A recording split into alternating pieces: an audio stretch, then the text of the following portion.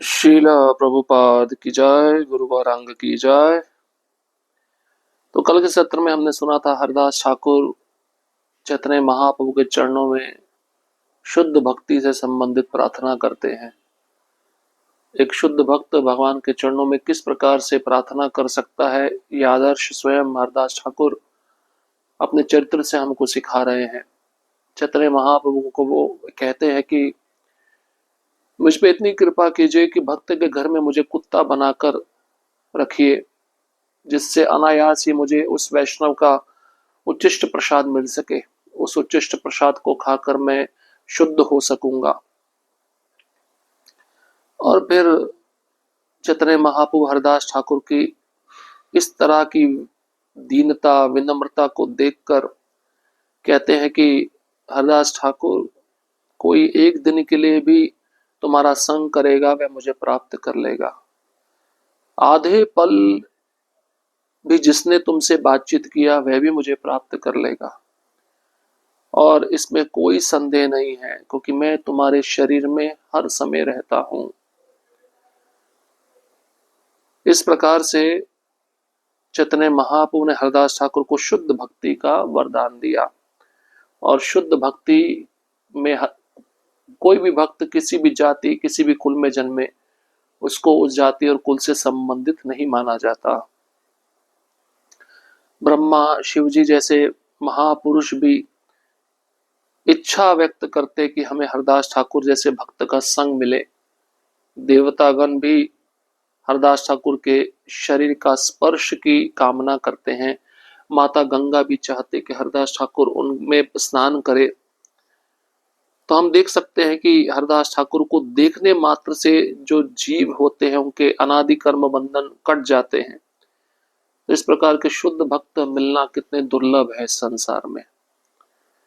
अब श्रीमान नित्यानंद प्रभु और श्रील हरदास ठाकुर इन दोनों भक्तों को चैतन्य महाप्रभु प्रचार के लिए भेजते हैं, और इनका सामना जगाई मदाई से होता है। अब उस लीला का हम श्रवण करेंगे।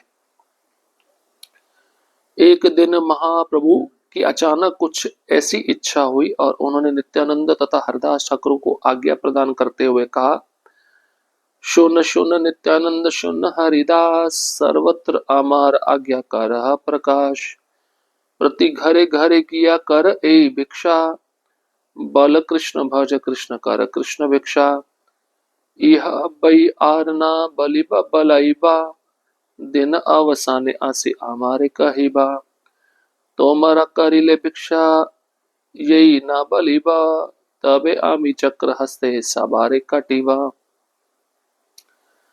सुनो सुनो नित्यानंद, सुनो हरदास, सभी जगह मेरे आदेश का प्रचार करो। हर एक के घर में जाकर ये भिक्षा करो, कृष्ण कहिए, कृष्ण का भजन कीजिए, कृष्ण के बारे में शिक्षा प्राप्त कीजिए। इसके अतिरिक्त और कुछ भी मत कहना, उन्हें बोलने भी मत देना। दिन के उपरांत आकर मुझे समाचार दिया करो। तुम लोगों के भिक्षा करने पर जो इसे ग्रहण नहीं करेंगे, उन सबको मैं हाथ में चक्र लेकर काट डालूंगा। अब एक दिन चैतन्य महाप्रभु के मन में ऐसी अचानक एक इच्छा उत्पन्न हुई कि वह नित्यानंद प्रभु और हरदास ठाकुर को आज्ञा प्रदान करते हैं प्रचार करने के लिए। क्या कहते हैं चैतन्य महाप्रभु नित्यानंद प्रभु को और हरदास ठाकुर को, सुनो सुनो नित्यानंद, सुनो हरिदास, सभी जगह जाओ, मेरे आदेश का प्रचार करो।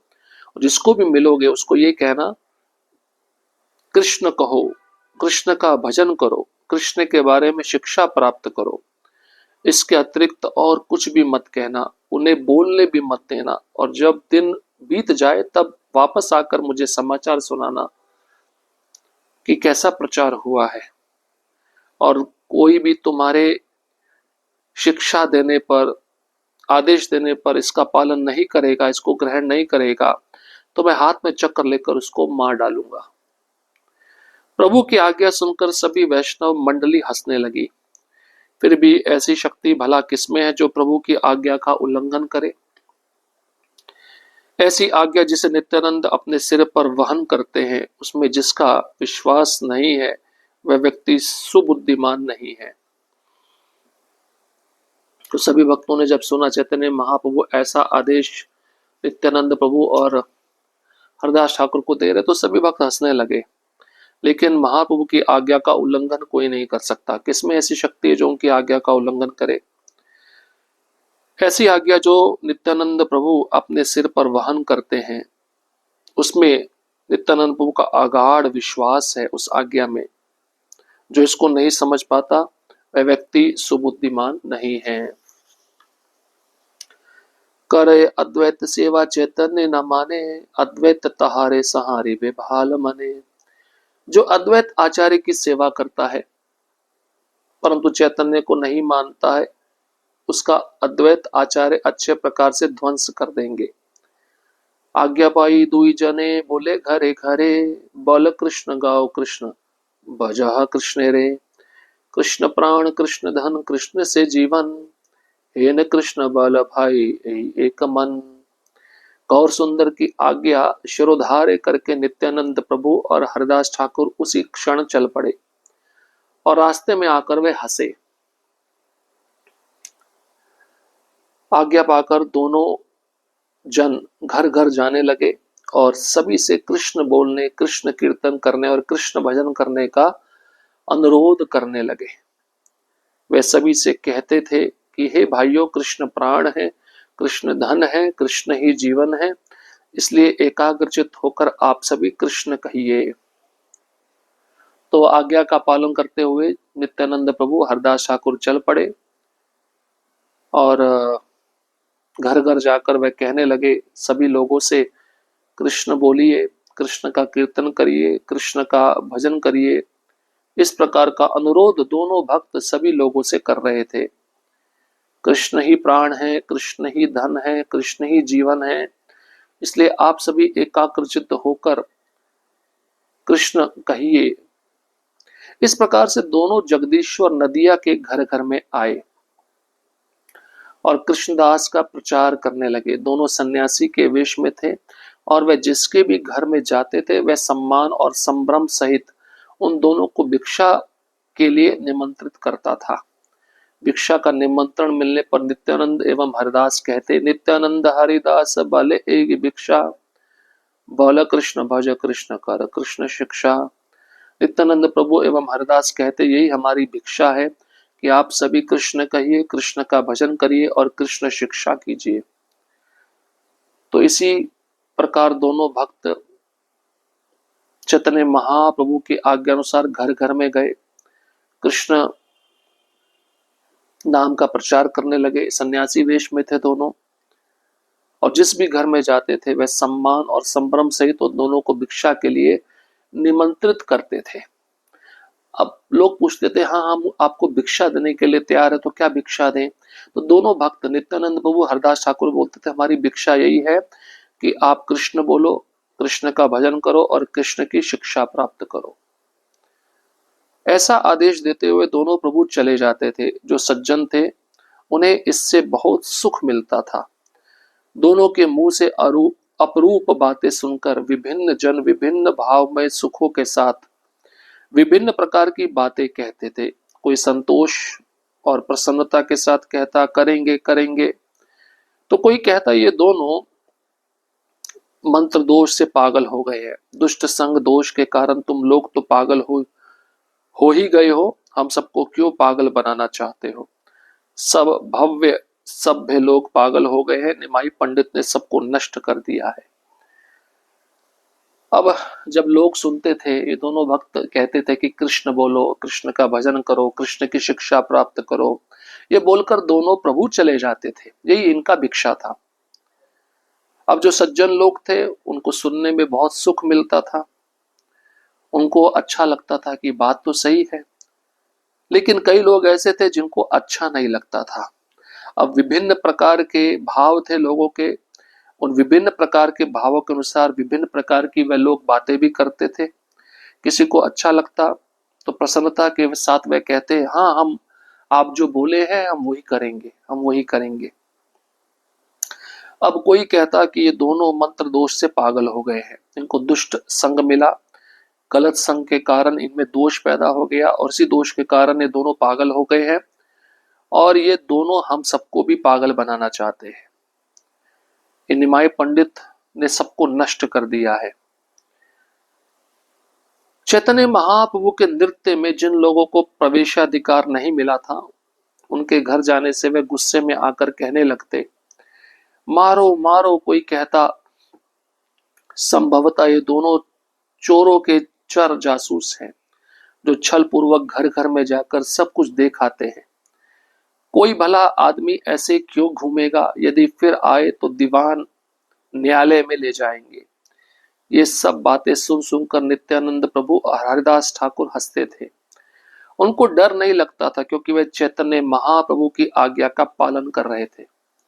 इस प्रकार से वे प्रतिदिन प्रचार कार्य के लिए घर घर जाते और प्रचार के उपरांत विश्वम्बर को इसके बारे में समाचार दे दिया करते थे।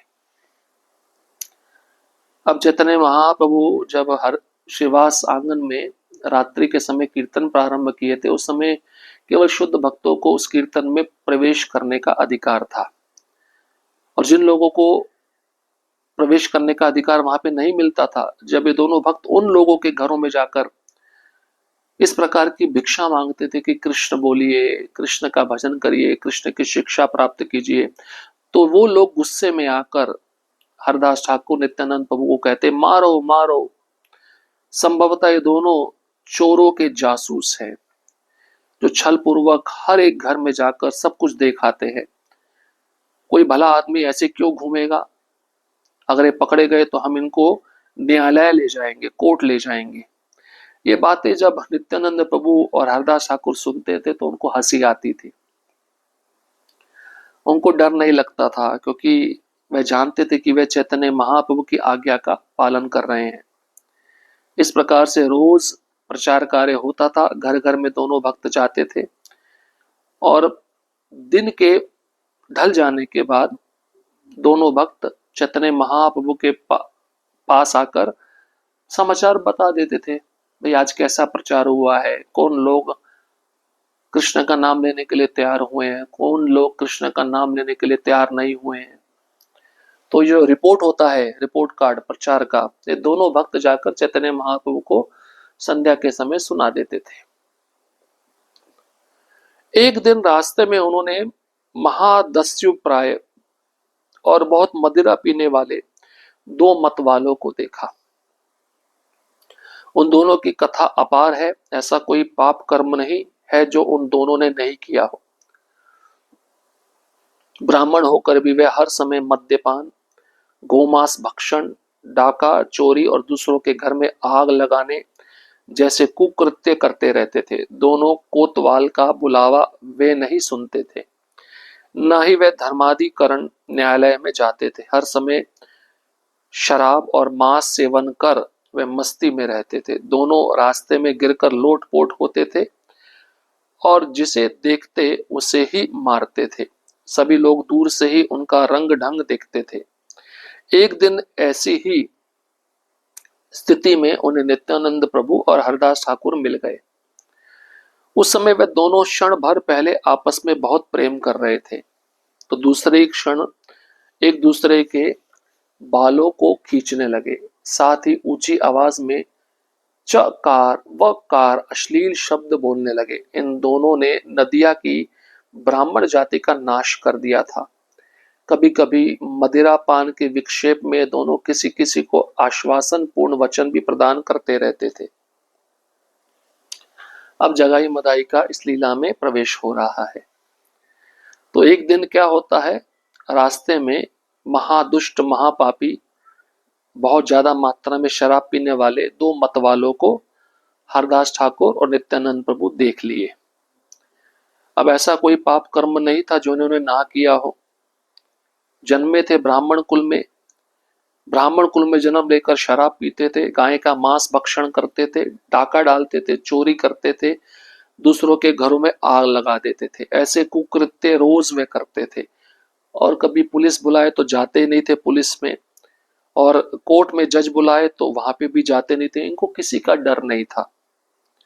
हर समय मांस मदिरा सेवन, इसी मस्ती में दोनों लगे रहते थे, और मदिरा का सेवन इतना ज्यादा मात्रा में करते थे कि दोनों भाई रास्ते में गिरकर लोटपोट होते थे।